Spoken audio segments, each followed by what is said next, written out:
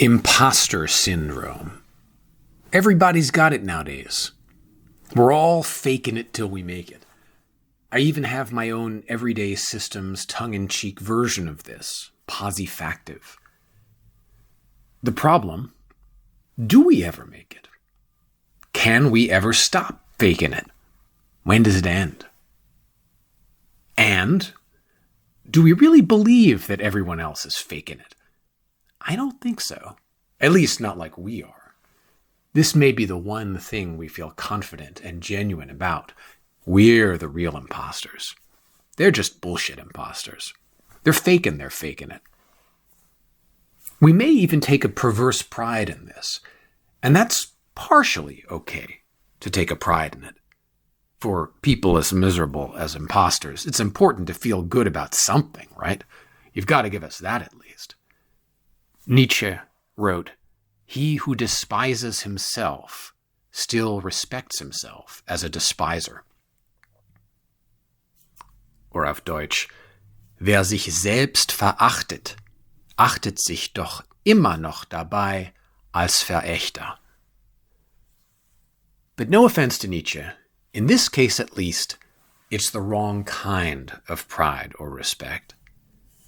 Today, I suggest a clearer-eyed and more appropriate pride. Limited, gently self-deprecating, healthier, inspired once again by an evocative term from the 1970s vintage Dungeons and Dragons I played in my youth. I call it Demihuman, a lighthearted approach to imposter syndrome. Demihumans, as you may recall, were creatures who were kind of sort of like humans, but not quite, that populated the imaginative world of Dungeons and Dragons, which was largely ripped off from The Lord of the Rings. So if you know your J.R.R. Tolkien, but not your E. Gary Gygax, for the purposes of this podcast, you're all set. They were the elves, gnomes, dwarves, halflings, aka hobbits, half-orcs, etc., whom you could role play along regular humans. Now, demi, that prefix, makes them sound lesser or bad.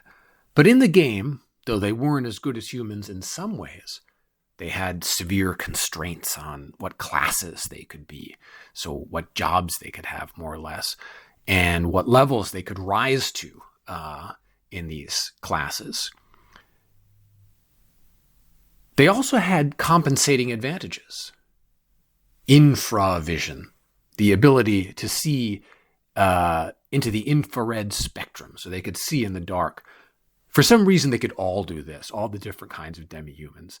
I guess because they lived underground. The ability to multi-class was another one. So they could be a fighter and a magic user at the same time. Humans could just be one or the other.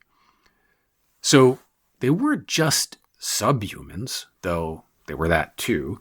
In some ways, they were superhumans. So how does this apply to imposter syndrome?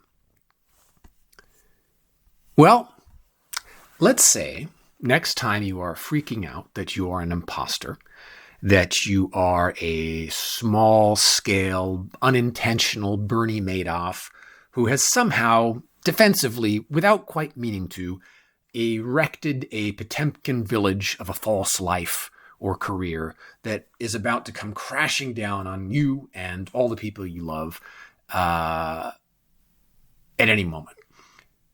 When you feel not only like an imposter in terms of your professional competence, but even in terms of your ordinary human competence, like you are deeply, to your bones, a fuck-up, a fraud, a mini Bernie Madoff, an alien, a monster.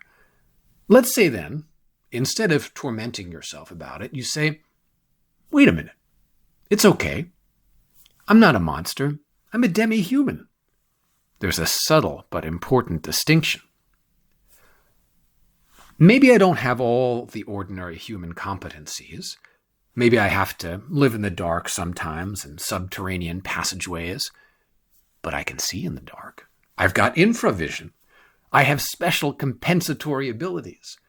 And in an extremely retro dorky kind of way, I'm kind of cool. You might think this is an odd kind of positivity, Demihuman. But it's a kind of positivity you can believe and accept in your degraded state. When you're on the floor, maybe sub-basements beneath the floor, in deep dungeons of self-doubt and self-loathing, you're not going to be able to buy straight-up positive self-affirmations. They'll make you feel like you're bullshitting yourself. But Demihuman is sufficiently inglorious, sufficiently compromised, that you may just be able to see yourself as one of these creatures. It's an image that provides plausible positivity. It almost sounds like an insult. So the self-hating part of you will let it by. Your internal Mordor is going to be on its guard against a great hero, but perhaps not against a little hobbit. That's one advantage of this image.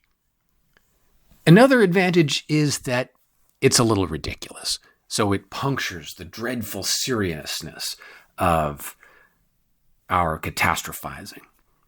Laughter is the best weapon against tyrants, even internal ones. Another advantage is that it acknowledges the reality that you are playing a role. Dungeons & Dragons is a role-playing game, after all. Instead of freaking out about this and saying, oh no, I'm putting on an act, a charade, I'm an imposter, you can say, well, of course I'm putting on an act of sorts. I'm playing a role in society. It's okay, that's how it works. All the world's a role-playing game, and all the men and women merely player characters in it. One of my favorite stories about imposter syndrome is that apparently Vladimir Horowitz, the great concert pianist, had imposter syndrome. Somehow, he thought he was fooling the world into thinking he was a great pianist. This is utterly crazy because how on earth could he be faking anything? He was a performer. He was on stage. He was doing the thing he was supposedly pretending to be doing in front of the whole world. The performance was the thing itself. That's what a performer does. He performs. And yet somehow his psyche had him convinced that he was fooling everyone, that he would be found out someday and exposed as a fraud.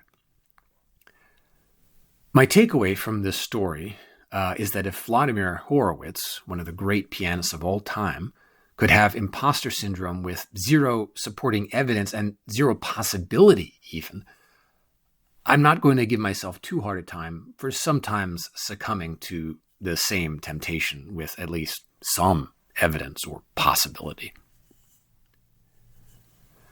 Finally, the last benefit of Demihuman is that it nudges you to find and focus on a strength. Demihumans, remember, have their special compensating powers. What might yours be? Demihuman gives you credit for whatever you can do to match the ordinary level of human competence, even if by unusual means, and to appreciate your efforts as something remarkable. Remember the episode I did on how to be ordinary? Well, Demihuman can be a step in that direction. This also overlaps with VC Cat. Your demihuman efforts, small and strange as they may be, can register as superheroic in the eyes of the great dungeon master in the sky. So to quickly recap and list the benefits of Demihuman. 1. Plausible positivity. 2. De-escalating humor. 3. Accepting and embracing the performative aspects of life instead of being freaked out by them. 4. Finding and focusing on your compensating power to bring you back up to the ordinary level of human functioning. As a bonus, there are some specific ways in which Demihuman can help with the other everyday systems you may be practicing or struggling with. If you're struggling to see what your compensating superpower is, you can find some good candidates here. The first way, the most straightforward way that Demihuman resonates with everyday systems is this. Everyday systems are not for superhumans, straight up superhumans at least. The no-S diet is not going to turn you into a supermodel. Shovel Glove is not going to turn you into He-Man. These are sort of ridiculous goals, so maybe who cares, but I'm going to go further. I'm not even sure everyday systems are for ordinary humans. They're more for aspiring ordinary humans, demihumans. Normal humans, healthy humans with good instincts to do things right by first nature, they have moderate appetites. They don't need a system to diet because they can really listen to their bodies and eat moderately. They don't need to remind themselves to stop drinking after 2 modest glasses of wine. They just don't want any more. Normal humans can remember people's names without having to make spaced repetition flashcards. They have good instincts, good intuitions. They don't need a system for everything. It comes naturally. I would love to be such a normal human, but I'm not, at least not by nature. On every single axis I just mentioned, and I could mention a lot more, my instincts are poor. I want what is bad for me. I cannot or could not function well without systematic correction. Are you a normal human? Maybe in some dimension. Maybe you're not burdened with all of these deficiencies, but I'm guessing if you're listening to this podcast that you've got at least a little demi-human in you, at least one barely in control appetite or one specific area in which you feel so deficient that you wonder if you're even a fully fledged member of Homo sapiens sapiens. Everyday systems can help. They can help you function as an ordinary human being, at least externally. They can even, in some cases, retrain your appetites and intuitions so they approach or reach the ordinary human level. This is because they work on building habits. They renaturalize you. They start as conscious systems, using explicit rules to mimic how ordinary humans behave unconsciously, and eventually they become automatic and unconscious, at least to a degree. Sometimes they become so automatic you really do feel like you might have reached ordinary human level. This is how it's been with me in the no-S diet. I really might be able to do without the no-S diet system at this point in my life. But it's so easy for me after all these years of practice that it barely feels like a system at all. So I don't mind keeping the rules in place just as a safeguard against backsliding. So that's the ideal. A system that is so effective that it weans you off even needing it. A system that helps you graduate from a demi-human who needs a system to an ordinary human who does not. But there are other areas in which even after years of systematic good behavior, good habits, it's still a struggle. For me, glass ceiling is one of these. I'm pretty sure I'm always going to need a conscious system to keep my alcohol consumption in check. But I'm okay to that. I'm okay with that. The alternative is so much worse. It's a question of where I'm going to be struggling. At the border between 0 drinks and 1 drink a day, or between 2 or 3 a day, etc. It's going to be a struggle. The question is, it's going to be a struggle. The question is, where is the struggle going to happen?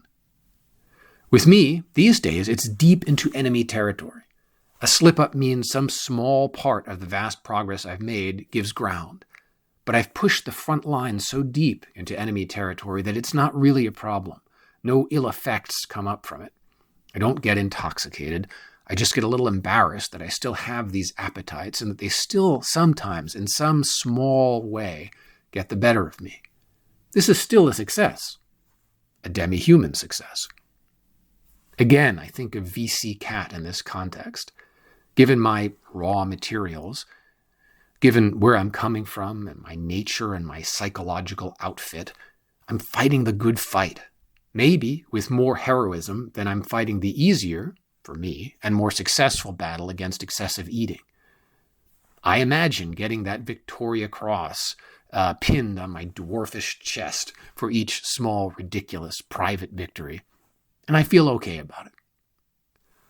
This is all still good demi-human. It can help and motivate you.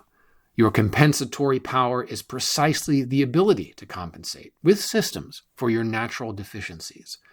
It's like Homo sapiens got brains and opposable thumbs to compensate for the fact they're weak, slow, naked animals. And elves, of course, got infravision. There is a point at which demi-human thinking can be negative, when you dwell too much on your subhuman deficiencies and compensating superhuman special powers. This makes thematic sense. Some demi-humans in the game were bad. They were, in fact, evil. Orcs, dark elves, etc. And I have some thoughts on how to recognize when your demi-human thinking has gone bad and become counterproductive, and how you can hopefully catch yourself and then turn it around again. But that, I'm afraid, is going to have to wait for a separate episode. Until then, be a good demi-human, and thanks for listening.